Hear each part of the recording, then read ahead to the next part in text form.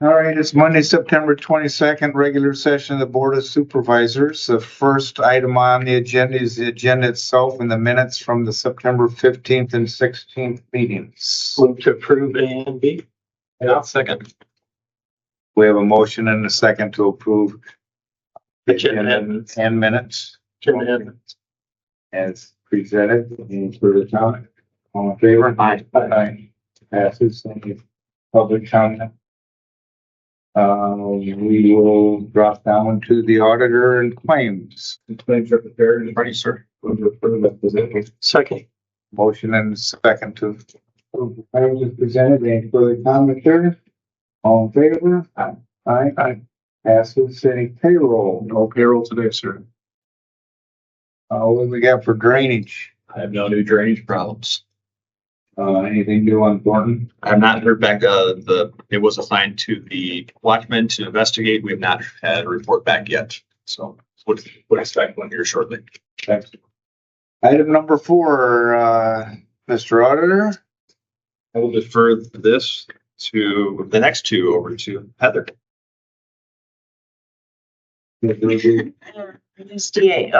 This is the USDA report for Meservey Sanitary Sewer, which we are required to complete and file every year as long as we have a loan. How much longer is on that? 2048, I think. And then Swaledale's less, I think Swaledale's 39, possibly. It's a while. Yeah. They were 40-year loans. Okay. I remember. Yeah. Yeah. I move to approve as presented. Second. Motion and second to approve the annual report with Meservey and have the chair sign. All in favor? Aye. Aye. Motion passes. Item number 5. This is our 509A certification for our health insurance fund. We are required, since we're self-funded, to every year have an actuarial study and report on our fund balance and also on incurred but not yet paid claims. And according to the report that is done by Insurance Strategies, the actuarial says that we do have the reserves necessary to cover this year's incurred but not yet paid claims. Move to approve as present. Motion and a second to approve item number 5 regarding the insurance. Any further comment there? All in favor? Aye. Passes. Next item will be the annual report for the urban renewal area. It's a very simple report. You can see it's full of zeros. The state just requires that the county, if you have a TIF, these are file this report to the state every year, regardless of whether there's activity in the TIF district or not. So it was pretty easy report to generate. We just need a motion to approve it, and we'll get it sent off and get that box checked with the state. You're welcome. You're welcome. So moved. Second. We have a motion and a second to approve the urban renewal as presented. All in favor? Aye. Aye. Mr. Auditor, boy, you got everything today, huh? Certify the cost of the Swaledale special election. So on September 9th, we held a special election for the city of Swaledale to fill 2 council vacancies. Iowa code allows the actual costs of that election to be billed back to that entity. And in front of you is the final bill that will be submitted to the city of Swaledale for $2,537.60. Move to approve. Second. Motion and a second to certify the costs and regarding the Swaledale election as presented. Any further comment? All in favor? Aye. Aye. Motion passed. Oh, you're out on this one, Adam. Treasurer, and they're not here, so this is a motion to abate the taxes per the treasurer's office on Parcel 07-09-230-012-00 in the amount of $9,200. Move to approve. Second. Motion and the second to abate the taxes as presented on item number 8 for the treasurer. Any further comment? All in favor? Aye. Aye. Passes. Brandon, county engineer. Yes, good morning. Our project going on Hickory Avenue, was going well last week. And weekend happened and they came back Monday and somebody had stolen their generator and all their tools and all kinds of stuff from the site.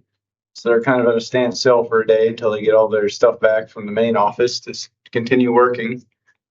Somebody really, I don't know, came in and robbed them blind over the weekend. Work there. Yeah, and they were all locked up. They cut everything and took it all.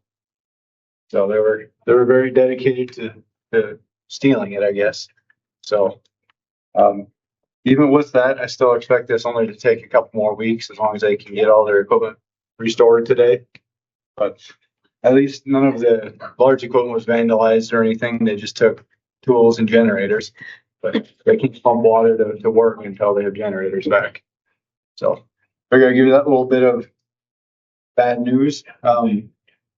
There's another prospecting company coming through in the extreme southwest portion of the county along Apple and Balsam area, and they're going to do seismic testing on the roadways.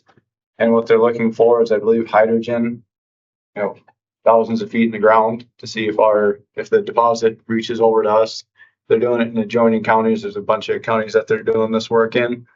The counties kind of got together and requested a permit fee that's paid out to the counties based on the percentage of the exploration that's done in their counties.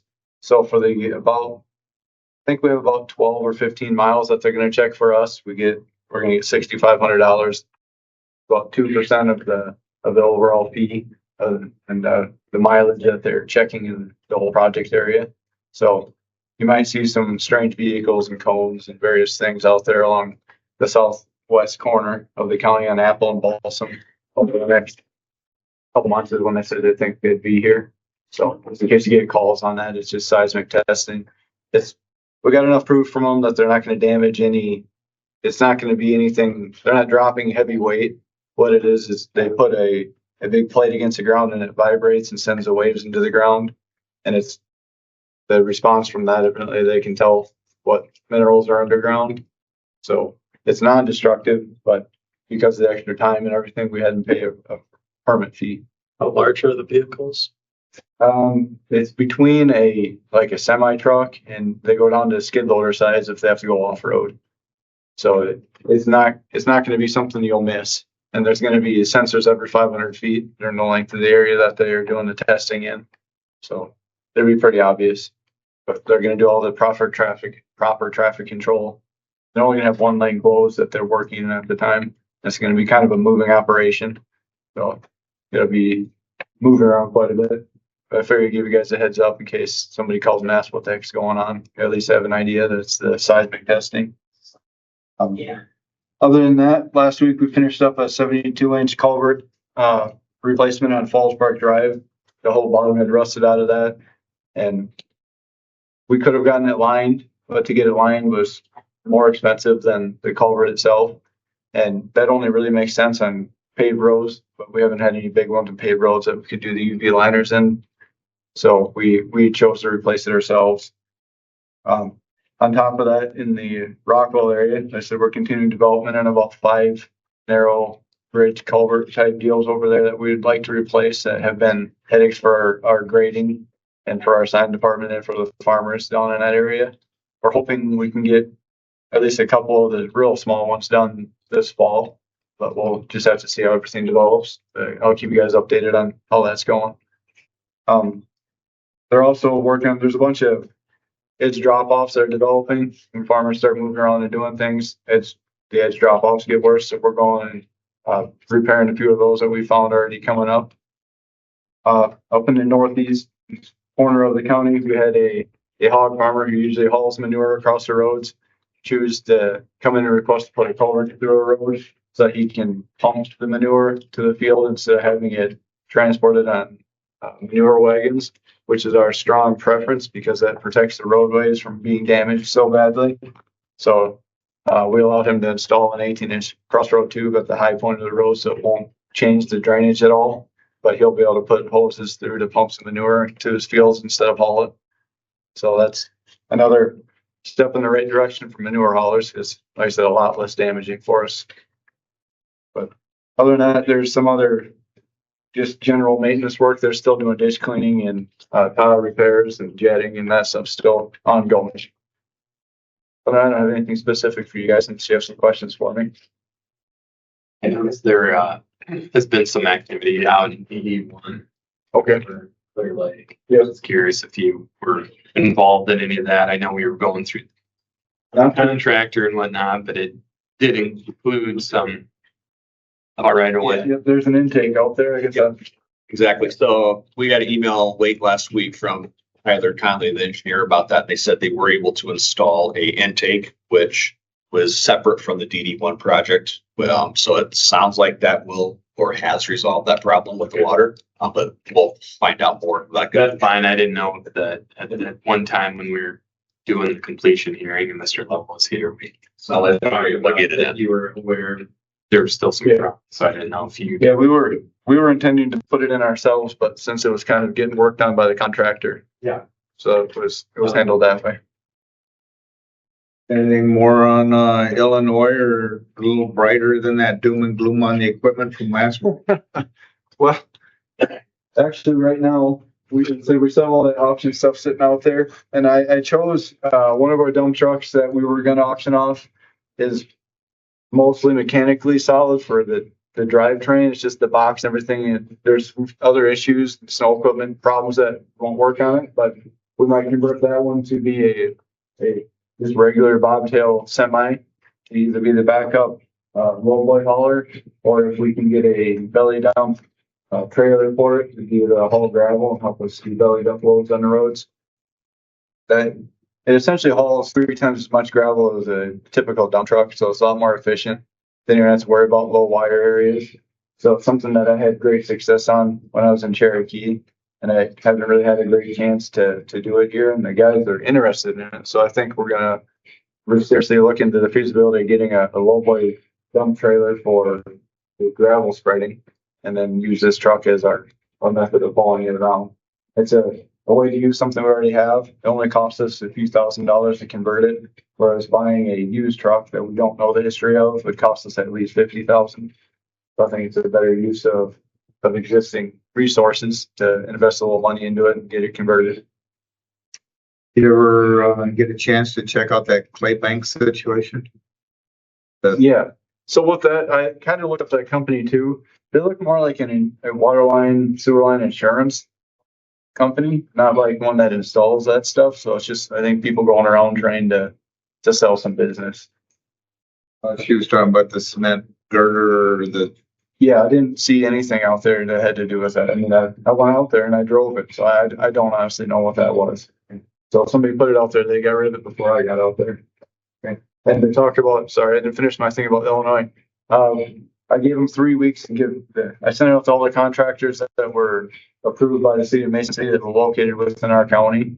We had one of them come out and look at the building. The second one has previously looked at the building, and the other 2 I haven't heard from yet. But we're hoping in about 2 weeks from now, I'll get those bids back and then I'll bring it to you guys to let you know what the cost of that is. So I'm making progress, and I just gave them a bunch of time to do their research to make sure that I didn't forget to list anything and I had time to fix it for the other people if we did. Any girl? Nope. All right, thanks, Brandon. Yeah, no problem. Takes us down to correspondence communications. Motion to adjourn. Second. Motion and second to adjourn. Any further comment there? All in favor? Aye. Aye. We are adjourned at 10:14. Thank you.